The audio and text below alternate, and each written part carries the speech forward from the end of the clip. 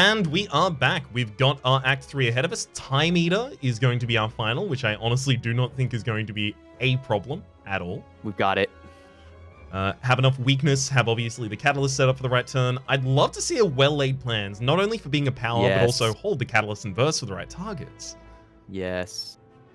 Which makes me wonder about one particular path for us. The one that starts with the shop? Yeah. I'm trying to see whether or not there's something good past that point.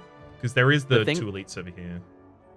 Well, the thing about this path that I also particularly like is that it's fairly fight heavy, which I actually think is very good for us because, one, we've got a ton of sustain relics, and two, specifically, we've said there are cards that win this run from here, right? Yep. Well-laid plans probably wins the run. Another Catalyst probably wins the run. Okay, so Exploder always Exploder always attacks for the first 3 turns, and then attacks for the first 2 turns and then explodes. Explosion is 30 damage. So it's always our priority target. The Spikers typically aren't attacking on turn 1, although do they have a rule not to? They do not have a rule not to attack. It's totally possible that we're getting triple attacked here. And Exploder is a base of 11, I think. I'll look that up. And the Spikers are slightly less, but yeah, we could be taking like on the order of 30 damage here, potentially. Buff, and yeah, there was the second attack.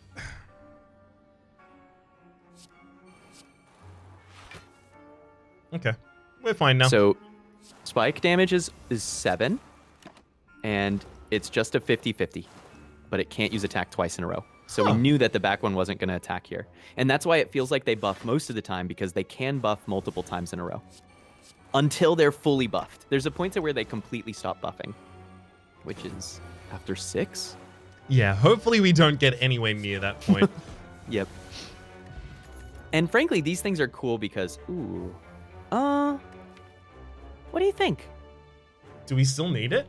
We have it now. Like, if previously the reason we didn't take it is because we had enough weakness in the deck, we now have a malaise. Yeah. Honestly, I feel like we don't have enough draw to support more cards here. Malaise, Apotheosis, Catalyst, and our powers are so important to get to. Ooh, doggy. Well, we found the kunai. I'm kind of interested in this Kim X. For the malaise? I like it. Literally just for malaise, yeah. That's more than good enough, especially because it means like a turn where you have so many other things you still have to accomplish, but you want to play malaise, you still get value out of it on that turn. We could go definitely Chemex, want removal, right? Remove. Ooh, what about the artifact pot? Do you ever buy that here? Ooh, in preparation for the possibility of like setting it up with a speed pot. Yes, that's a heart-winning play. I like Absolutely. It. Is that better than the Kim X? Would we go removal? No, we can do all 3. Artifact pot. Oh, okay. Can. Yeah, you're right. Nice. Unless I'd like severely miscounted there. No, I big trust. Darklings. It's a pretty high variance fight. This is definitely one of the fights where Dome can be pretty tough, because we could be getting not attacked at all on turn 1 with all of them buffing, or they could all be attacking on turn 1. Is there any reason then that we would sucker punch? Now, I will say to that point of not being able to control them, the back and the front are the only 2 targets here that can do a multi-attack. So if we are taking one down because we think that's going to happen, we can focus on them. I think it's just Deadly Poison Storm, though. They can't multi-attack on turn 1. Yes. So there's some limits here, but we still expect to take between, like on average, 12 damage on this turn, I'd say, or average 15. Okay. Solid 17 there for us.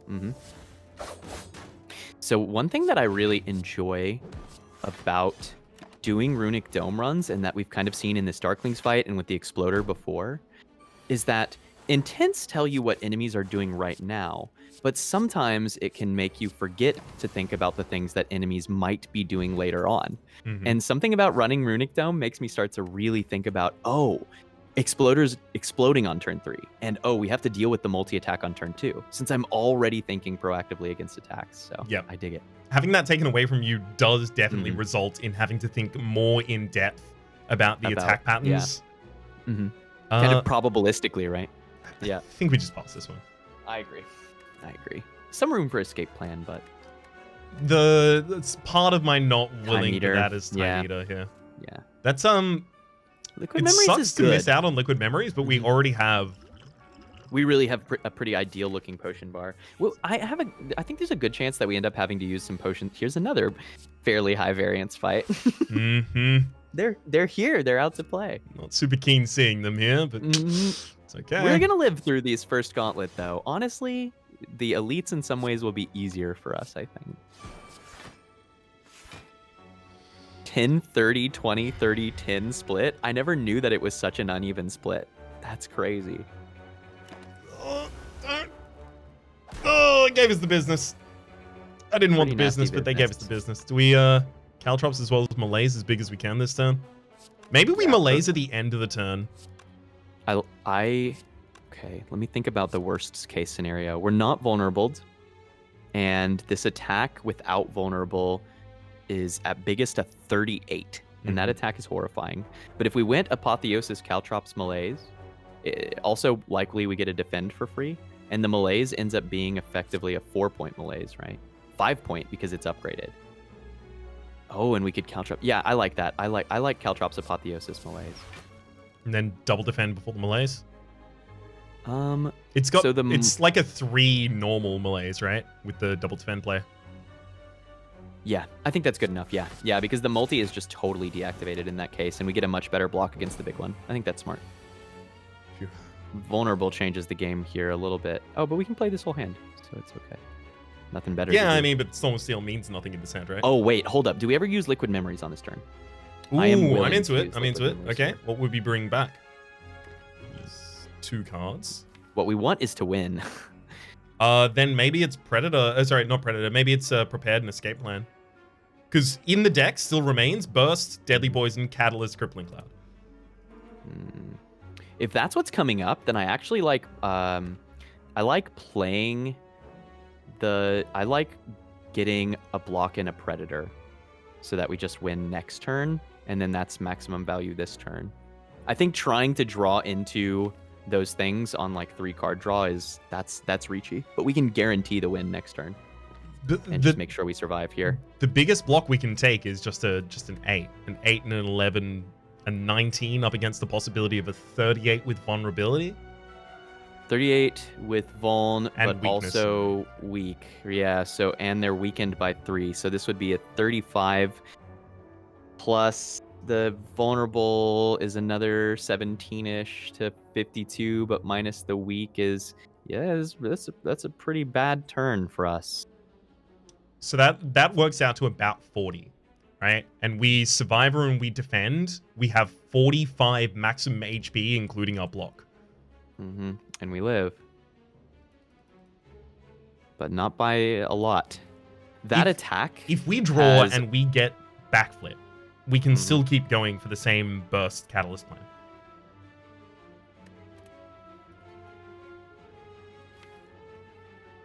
Like, for us to hard whiff, we have to draw these 3.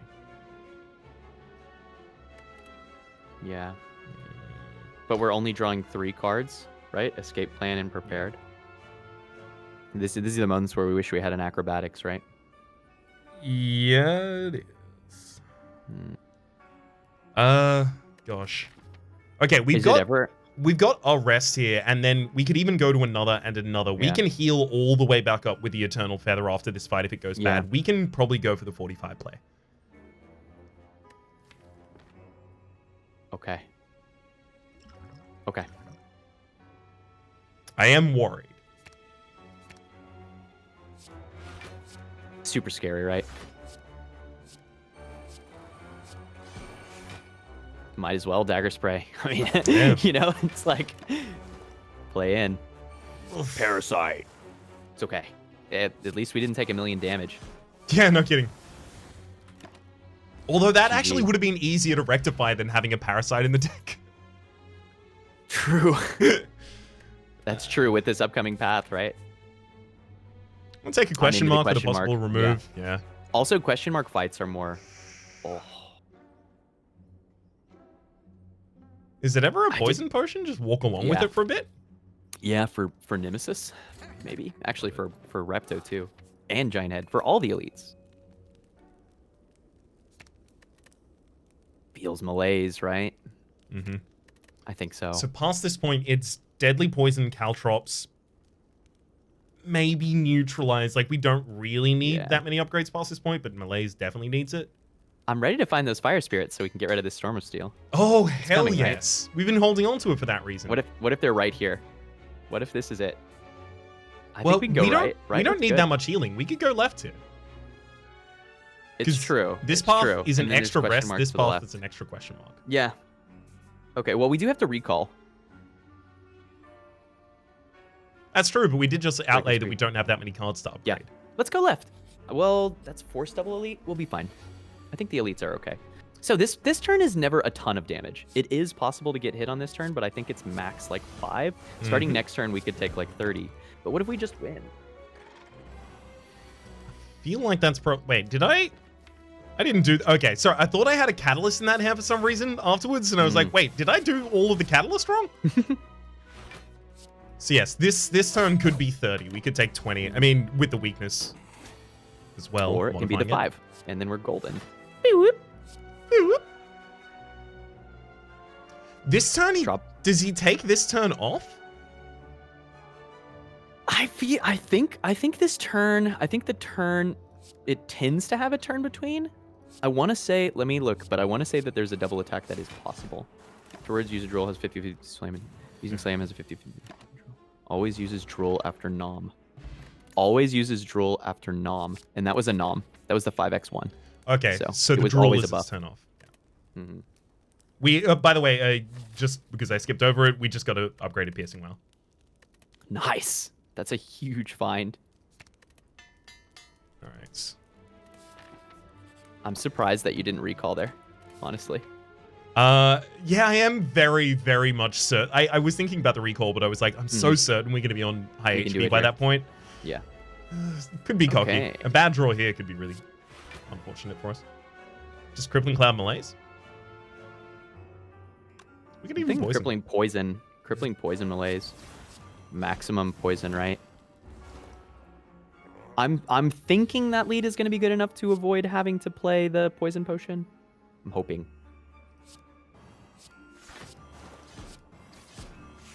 Okay. It's looking like it. 3. Burst the backflip, looking for the catalyst. Yes, absolutely. No. Predator, so that we exhaust the rest of the deck in the next cycle. Miss out on the double deadly poison here, or do we prefer the bigger catalyst next turn? Likely.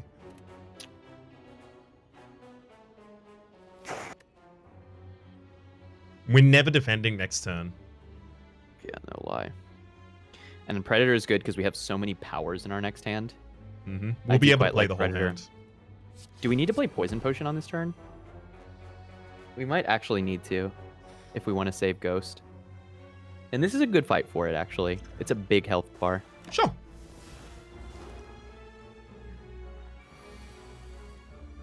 Time for big hits. Big smack man. Extremely large turn. Take no damage. And now the large hits begin. Happy for weakness. Happy for the Chemex. So far. Feeling pretty good about it.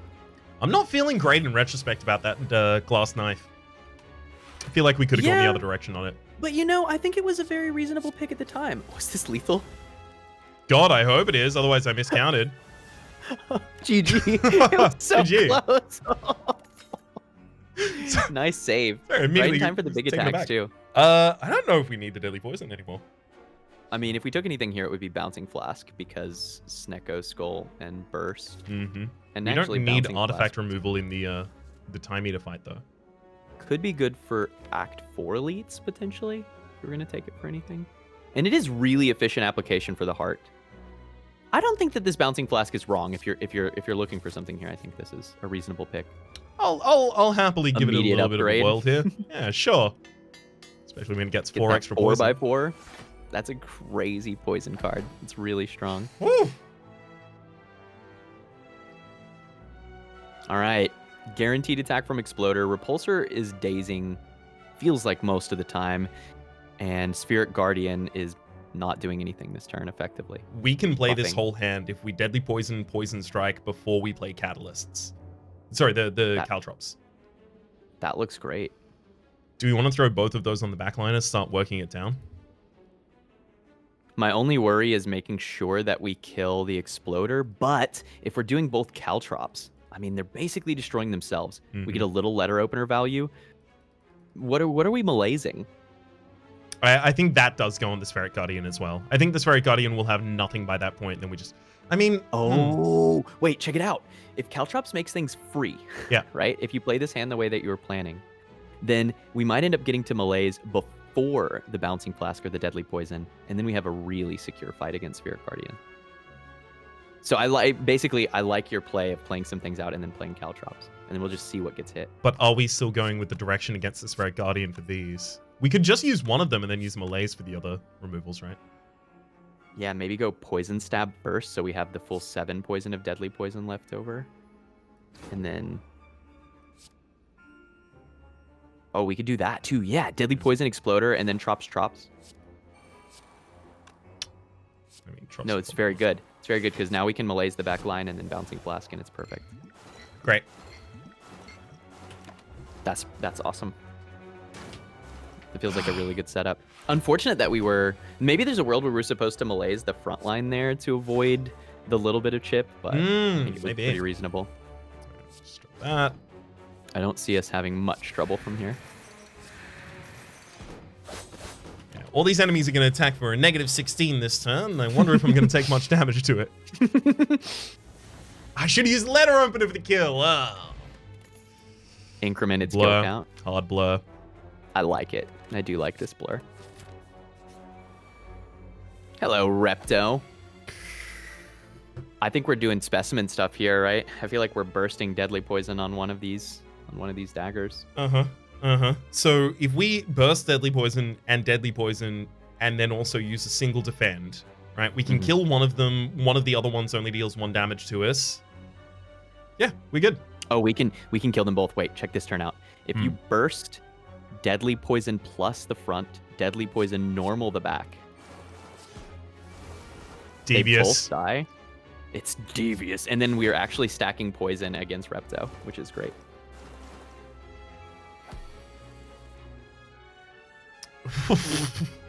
Can we just win on this turn? I mean, like, this hand is played the same way every single time regardless, I believe, right?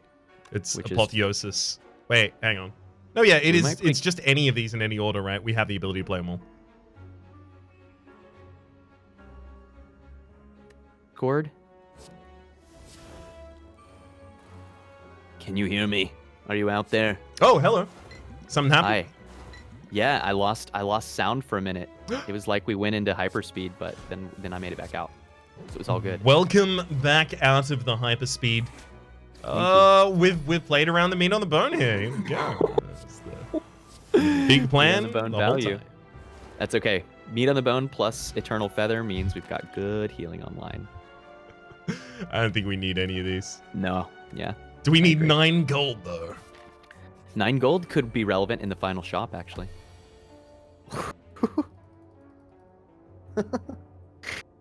Oh man. Just start doing some drawing here. We got a Noxious. And then I think it's probably Burst Crippling Cloud. It's going to depend on what Noxious hits. Yeah, but what if we play the defend before Noxious? Wait, hang on. No, it's Noxious Fist. Okay, hit that. Fine. That's a pretty good turn, actually. And you're never getting Parasite here because we didn't use an attack. Ooh, Tori value. We're not vulned. Thank you, Tori, for having done your part. I think here That's we're just enough that we Catalyst. don't... Yeah, agreed. We don't have to play around the... getting even more poison online. Oh, wait, no, we can't play the Survivor before. I think it's okay, though, because we keep not getting vulned. Like, I think we're in an okay place. On Catalyst. Catalyst. Surely it's here, right? Oh, gosh. Can we just win? Not with Storm of Steel and No, because Malleable. Malleable, yeah. And we're free. There we go. Actually, here's how we're gonna do it. We're gonna Apotheosis, we're gonna Deadly Poison, and we're gonna Catalyst, and the enemy's gonna be so terrified they'll die.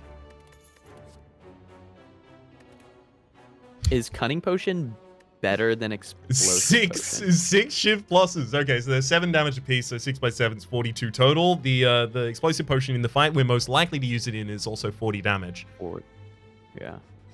But I guess Cunning Potion is... We can direct it, so we could use it to turn around or, like, to kill one of them. Especially set up for the Specimen. I like it. Let's do our Reckle. Okay, here we go. So Time Eater is notably, while probably very beatable for us, also the most non-deterministic of the Act 3 bosses. This fool has a lot of things that they could be doing. But there's only really 3 attacks in this opening phase. One of them doesn't do any damage at all and just vulnerable and weakens us. The other starts at an 8 by 3, and the last is 32 damage and draw reduction. The sooner we can land a giant malaise, the safer we are. I think we might plan to play 3 cards next turn. Or... And just go defend, neutralize, Sucker Punch. Yeah. Get the vulnerability set up. Sorry, the weakness set up for next turn in case we're having vulnerability set up on us now. I like that. The malaise will be good enough, I hope. Do we need the defend though? Maybe we can leave ourselves with a extra card allowance. Okay, so if right now the most damage that we could be taking is the 32, which would be weakened then by 8 down to a 24. So a defend here is a very significant block for that one specifically. So I think the defend is worth. The other one would be the 8 by 3 weakened down to a 6 by 3, so we're already full blocking it effectively. But I think for the big attack. Good call. Nice. Also, the big consideration that I had at the time, we can't use Catalyst yet. The big consideration I had at the time is what if we end up in a hand and we can't play 5 and we can't clock on that turn, we have to clock earlier turn after. Yeah. This would have been tragic. There was a world where we choose to use Cunning Potion to change our clock turn, right? I didn't think about the application of that in this fight. Man, this draw reduction is hurting. Certainly not ideal. Let's get some draw increase. Oh god! Stop it! It Take can a reverberate turn off! up to 3 times in a row. So we could be getting hit by reverberate here again. We're about to weaken them at the absolute least. It's Cloud double defend every time here. It's just whether or not we use potions in... Yeah, so here's the question. Do we live? If we Cloud double defend, they're on... The multi is a 10 by 3. The Cloud brings that to a 7 by 3. And the double defend is on 10. So we full block 1.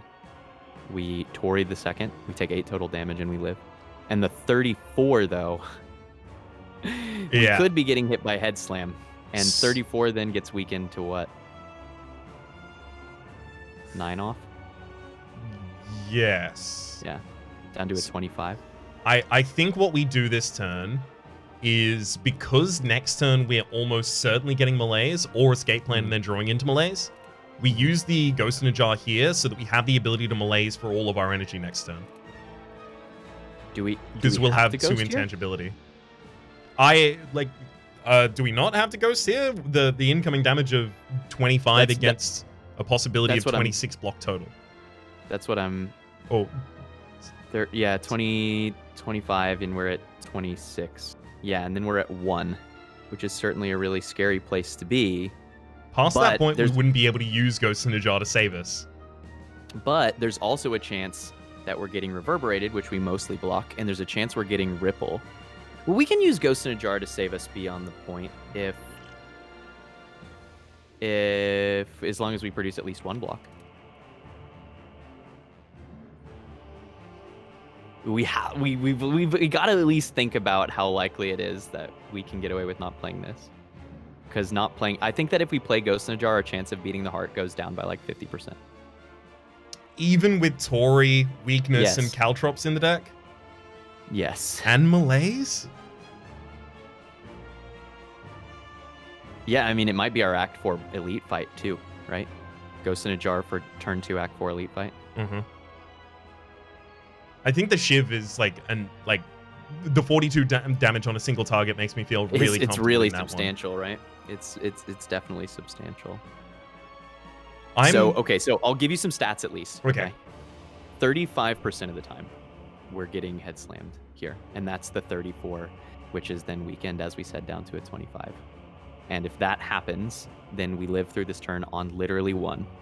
But the other 2/3 of the time, we're either taking no damage or 7 damage total. And in those cases, we definitely don't want to Ghost in a Jar. Hang on, is 34 being decreased by 9 or 8? 34 is half is 17, so 8.5, so down by 9. Because rounding in our favor in that case. Living on 1 is super, super, super scary. And what's our next turn? Like, we have to produce block on every single turn from that point It's these forward, 6 cards. Unless it's not Escape Plan, right? We'll get. And here's a question. Like, if we don't find Catalyst, are we having to live through the next phase?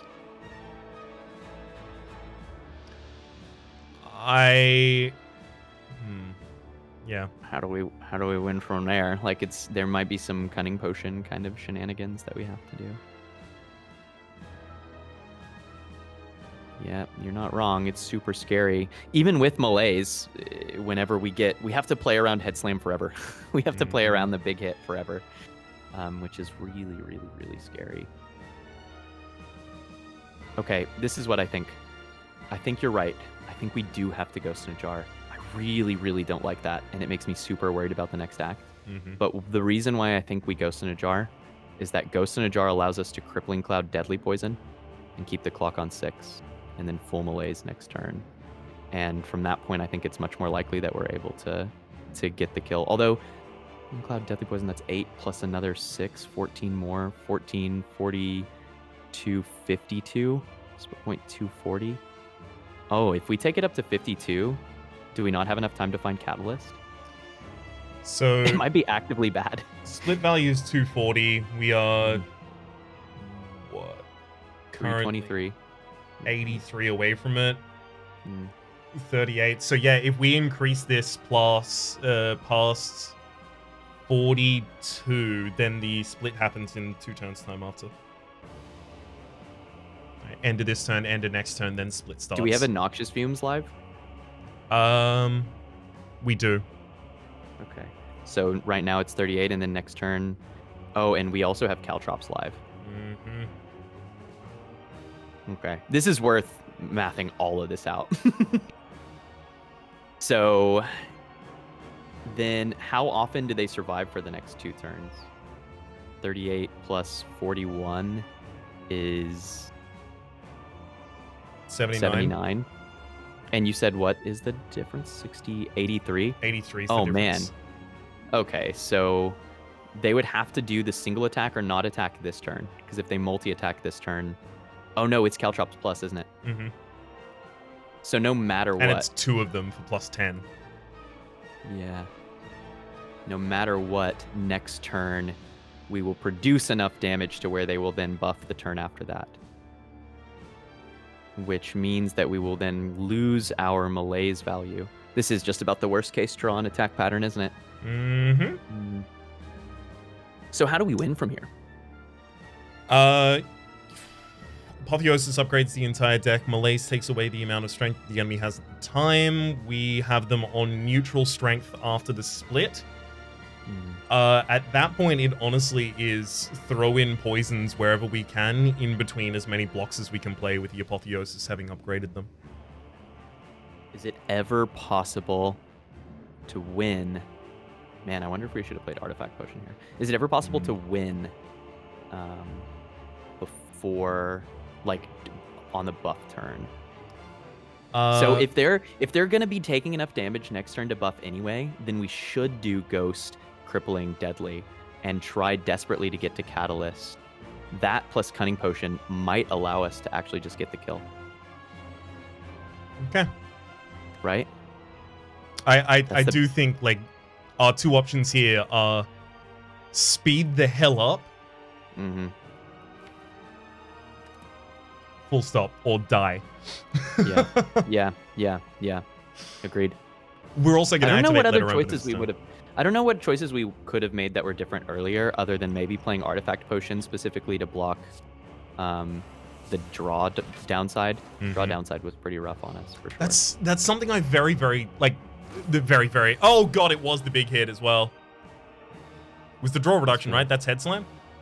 Yeah, that was Head Slam. So just Apotheosis Escape Plan Malaise, or Apotheosis Nothing Malaise? No, we should definitely Escape Plan, Apotheosis Escape Plan, because if we can hit Prepared, we can cycle. If we, and we should play it, because if we can get to Catalyst, we just win now, and then we have less things to... Dude, I think we're backflipping. We get one more card after this. Yeah, and then we would play Catalyst, because next turn will be buff and we just win. Holy! We win. Oh, Teak, my heart! Hey, did we ever win that without the Ghost in a Jar there? So, without the Ghost in a Jar, we would have lived on 1. Yeah. And then the turn that we played with the Malaise, we got multi-hit, right? Yeah. And so we would actually live. Yeah. We wouldn't have been able to play the Malaise because it was our final card. Oh, because we didn't have Catalyst. Block. No, you're right. Yeah. No, we wouldn't have been able to win like this. We wouldn't be able to play the Catalyst, which means honestly we probably lose. Yeah. God. I think Ghost in a Jar was absolutely critical. My heart, Teak. My heart. Okay. That was really, really scary, and it's definitely a good emphasis as to where one of the biggest weak points for Runic Dome is. It's Time Eater. Mm-hmm. Time Eater. It's honestly it's our heart is better than that made. because of Tori. Tori for the heart fight secures your first 2 times 15s with enough health. Holy mackerel, dude! GG. Good thinking. I would have been so resistant to play it if you hadn't pushed me. I'm really glad we did. I had to push because I thought it was like I was living again in the world of what is the worst thing that can happen to us right now, and that world is we choose not to play the Ghost in a Jar because we think we're gonna live through those turns, and then die to it. So for what it's worth, I think that this changes our upgrade. I think this changes our upgrade to Neutralize. Because there's only the 1 Malaise, and Weak is such a valuable tool against the heart. Yep. Can we just get the speed potion in this shop so my heart rate can decrease? No lie. It's close. It's close. That's 7 between the two of them. Honestly. Right? Okay, but we do have to beat the Act 4 Elite. And I am a little worried about beating the Act 4 Elite. And there's a consideration that Cunning Potion finisher is how we win that fight. Seriously, right? And then Specimen. We're going into that fight on this full health. We are. But if we leave it on a third of health, I don't think we win very often. It's possible. But the problem is we can't play around Tori as well if we don't have any health in the heart fight. It's a good point. I would love to buy this footwork. Man, I'm How about this? In the fight against the two that we're about to go up against, these chumps. Yeah. Do we see finisher all of the time? Are we even going down to the bottom of our deck a lot of that time? We don't see finisher all the time, but we also don't always see like Catalyst kill by turn 2. Right? And turn 2, we're still not at A18, so turn 2 does not have 2 burns in it, but we don't have Snecko Eye or much card draw. So consistency is a consideration for this fight. 42 damage is a lot, but it's not 120.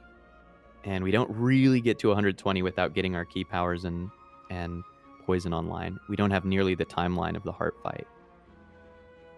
So finisher it's just one more way. 36 damage, right? With nothing else.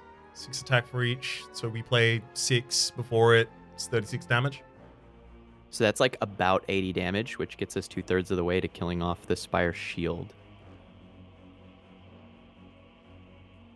footwork is pretty good for that fight too. How many block cards do we even have?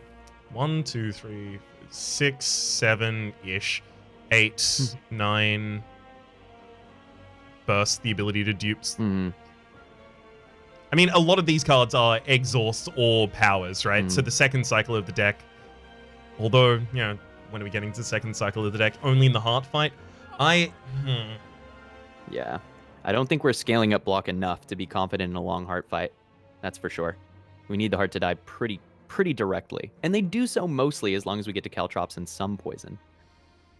The problem in the heart fight is if we draw the catalyst long before we draw anything else and have to go to our second cycle before we can set it. Yeah, and we don't have a poison pot anymore. Yeah. All right. I'm not going to lie. I don't know what the answer is here, but my intuition is that having more finisher makes it more likely that we go into the heart fight with high health. And I think that's more important than Dex. Okay. We got this, man. I believe this is such a sweet silent run. Oh God. Ooh, no, this is maybe really good. This is maybe really good. Just throw it. Flask him. Okay, at least they stopped sharing, but unfortunately they gave it to the highest health one. I think we follow up with just the Deadly Poison Catalyst. It's what, Absolutely. 6x2? And we hope that we just get single attacked. Like, only the Spire attacks here. Ow. Ow. This turn is 61 damage. Unless we Piercing Wail. Okay. And then Sucker Punch would let us turn around. And then we're golden.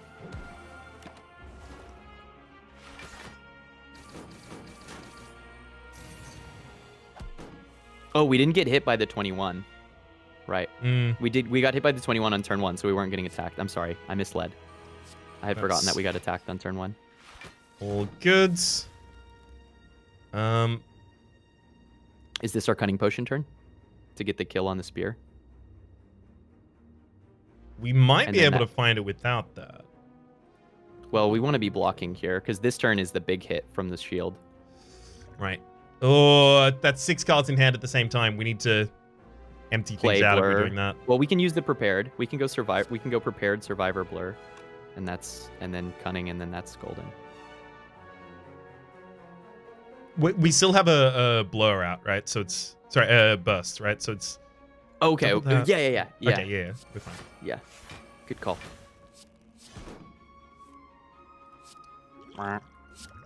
Thanks for trying.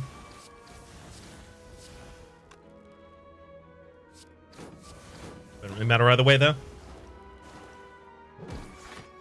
Really glad for the Cunning Potion on that turn. Yeah, no kidding. Explosive pot. Oh, Finisher was at the very bottom of the deck with Malaise. Yeah, super unlucky. Those are the 2 cards we wanted, right? This is just... Yeah, there's no other way to play getting attacked here at all, but we may be. This turn, we're definitely getting attacked for 21. Mm-hmm. But... So that's 7 and 7. Can we just win? We cannot. That's 8 and 8. 16. Oh, it's 8 and 8! Oh, thank heck. Yeah, we couldn't without that. Let's play the Finisher. This card is a Wraith form. Come on. Come on. Ooh! Turnip is relevant. Smoke Bomb. I think it's skip, right? Isn't the worst case scenario that can happen to his Teak is no poison by Catalyst turn?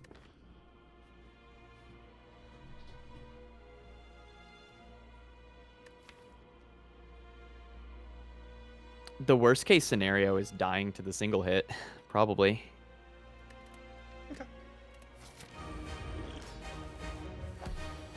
Dex. Oh, and we have Artifact to block vulnerable. Neutralize and the weaken. So, do we ever burst backflip on this turn? Well, is it... If we burst backflip, do we ever have problems with the rest of our hand, right? Is there ever anything we don't want to do after that? I think it's okay because we've got Trops to play. And maybe this gets us to, like, Fumes. Okay. I think it's Trops first. And then the question is it Fumes and skip Apotheosis? I think our most important stuff is upgraded, isn't it? The vast majority of it, the things we're missing are defend and the extra turn of weakness on the Sucker Punch. But other than that, yeah, these which is relevant. But this is energy and guaranteed poison, right? Yeah, I think it's Fumes. And then that lets us get a deadly poison, the neutralize plus, and the artifact pot stops Vuln. That's honestly a pretty good setup. We should potion. Yeah, we're stopping the Vuln here. Do we have any self debuffs or anything like that? No. So yeah, this is all it can do in this fight anyway. Smoke Bomb was an unfortunate drop. Yeah, no kidding. Would love just one acrobatics in this deck so much. Okay, so if this is the single big hit, yeah, good point. Then it's... I always forget because I'm used to it being vulnerable. So it's 45 damage, but they're weakened, which means it's reduced by another 12 to 33. I think it's still correct to Bouncing Flask. But especially with the catalyst still left in the deck, I'm pretty set on it. If we're lucky, it's the multi, and then this turn's not too bad. On multi. Oh yeah. Let's go. Antrops is online. Not an extremely defensive hand here. Yeah. No, but double defend with the deck spot is not bad.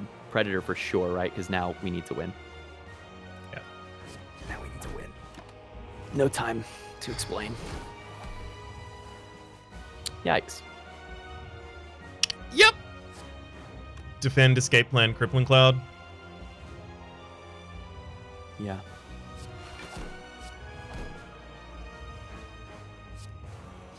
Just play Glass Knife. How are we gonna live next turn? It would have to be Blur No, the enemy has artifacts. Teak, I don't know if we do. I don't know if we do either. Okay. Blur, Poison Now, Stab, hold up. Malaise. It's possible. If this is the multi, Blur, Poison Stab, Malaise keeps us alive. Come on, multi.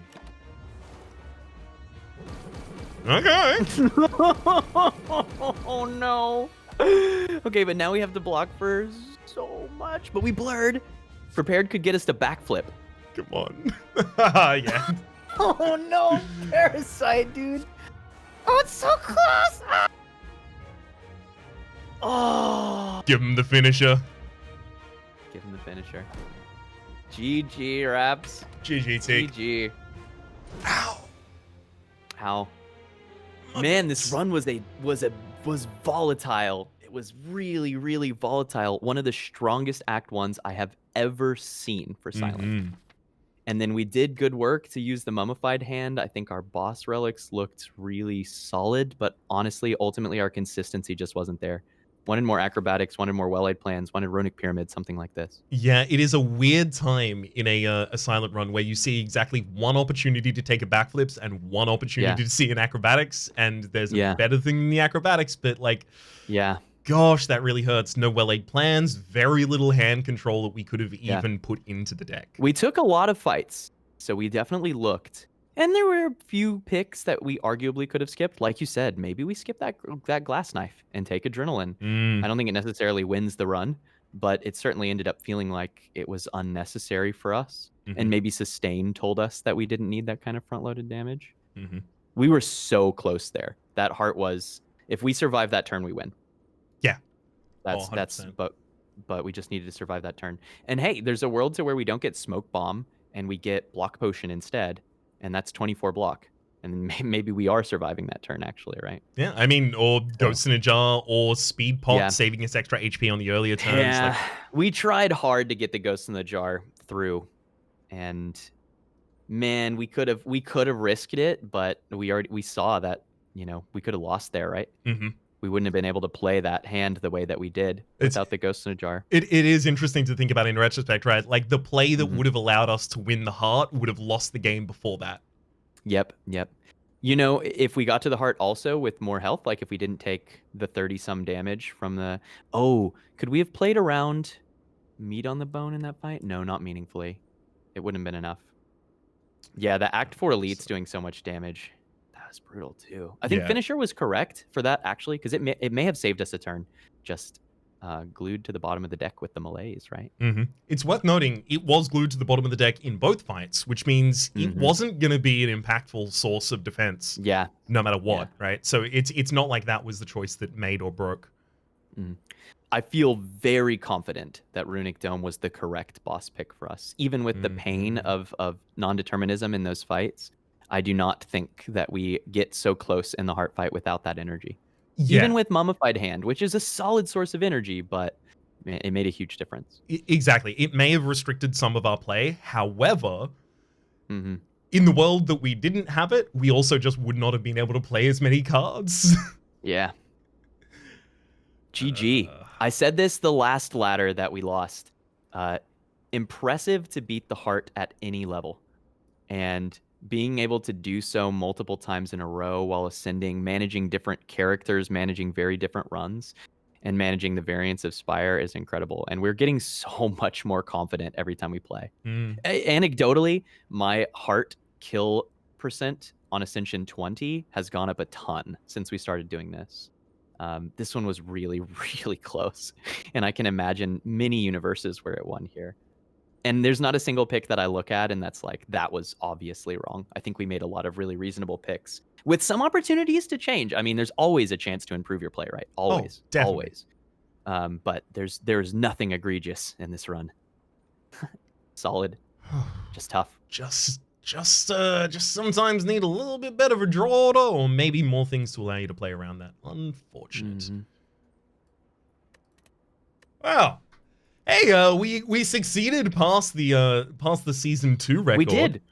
We did. We've hit the double digits. It's exciting. So now season 4 obviously has to be 11 that we managed to get through. Season 5, 12. Does it change to the previous edition? Yeah, exactly. And we just 3 to work 9, our way gradually up. 10, 11. I'm good with one at a time. Genuinely, I think there's... Okay, so I am only aware of one person who has ever beaten the ladder streak. And I don't need to talk about this a lot. I've done it some in my stream. The highest I got when I was doing some attempts consistently back in April, May, and some in June. I think the highest I got was a 16. The one person who I am aware of who beat the ladder streak in Baylor Lord, who created it initially, did so after almost an entire year of consistent attempts. On stream, which means we're talking, 30, 40 hours a week. Yeah, exactly. So, making multiple attempts at the full ladder each week. Yes. So this is incredible consistency and progress so far, and we're just getting closer and closer. I'm certainly quite pleased with it. Just constantly looking at it and just thinking like, oh, what could we change? What was it? What was it? And, there's... But look, I actually love these losses because they teach you these really cool meta points. So like, here's one thing I'm considering. How does Meat on the Bone and Eternal Feather not change your pathing? We figured that out. We use them to take more aggressive pathing, right? Yep. How do they change your card picks? I'm looking at those and I'm like, I think those let you take less situational hallway damage because you can afford to sometimes have a hallway fight that just doesn't go that well. And they allow you to focus more on really, really solid boss scaling. And I don't know that there were lots of chances for us to play in on that knowledge, but I had never really thought about that before. I often think about them in terms of pathing, but not so much in terms of card picks. I wonder if, because they are anti-attrition, right? And a lot of the things that we would otherwise be taking that would be anti-attrition also turned out to be things that maybe could have helped in the final fight. Yeah. Extra block cards in particular comes into mind. Yeah. I'm thinking about a couple dodge and rolls. It's not just the dodge and rolls, but I'm thinking about the two opportunities. I mean, the dodge and rolls as well with the Dex potion would have made sense. But I'm thinking about the 2 leg sweeps that we turned down as well over the course of the run. Yeah. But both times, did we not take something better one of the times and then just turn down a leg sweep the other time? Well, and something that I think was a struggle is... And this is one of the most difficult things about consistent heart kills with Silent, is in many circumstances, with Silent, if you're taking lots of card picks and taking lots of fights, you find a Wraith form or two, and then you really don't want dodge and rolls in the deck, right? Mm-hmm. But in some cases with Silent, you don't find those things, and then you need a high saturation of block cards. Yeah. That is the most difficult deck building consideration for Silent. And we ended up being the second one. We ended up needing to use the Dex Plus, the Dex Potion. I think we had a Ghost in a Jar Plus, and that's a lot of what encouraged me to not take block, not take block, not take block. Mm-hmm. But the world where we needed to use that prior to the heart should have encouraged me, I think, to lean in with you on taking a few more block cards. Because I do think if we had like a couple dodge and roll and a leg sweep in the deck, that we can block a lot more consistently against the heart, especially with the dexterity. But how much does it affect our other fights, right? Yeah, exactly. Too much block saturation is... Part of my trouble too is that I'm very, very much stuck in Ascension 20 mode. And I think that up to Ascension 15, Silent can pick block a lot more aggressively. And so maybe I was just wrong. Like maybe we can take a lot more block. But by the time you're playing Ascension 20 with Silent, if you take block too aggressively, you lose a lot because you can't get to your burst damage and your burst block fast enough. Mm-hmm. It would have been a lot easier for us to take that had we seen a Footworks prior to the final shot. Yes. Yeah. Yeah. And in that case, we're picking up a couple dodge and rolls because that's like the best block that we can find, right? That's just very, very good. Mm-hmm. Yeah. That's the difference, I think, between the lower Ascension and non-heart Silent versus very high Ascension heart Silent is you go from 2 Footworks and 3 dodge and rolls to 2 Piercing Wails, a Malaise, a Wraith Form Plus, and some random relics.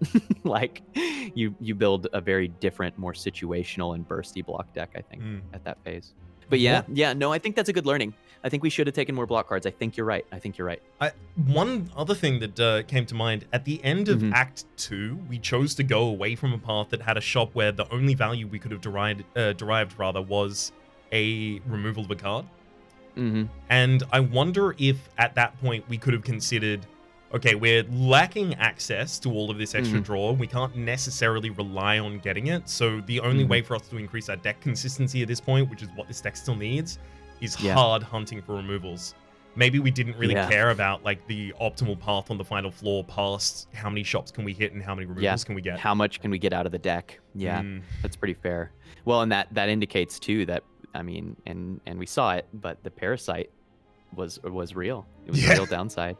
But what are you going to do there, right? That's one thing. Is like, it's when Runic Dome and Writhing Mass collide, just put your hands up in the air and enjoy the roller coaster.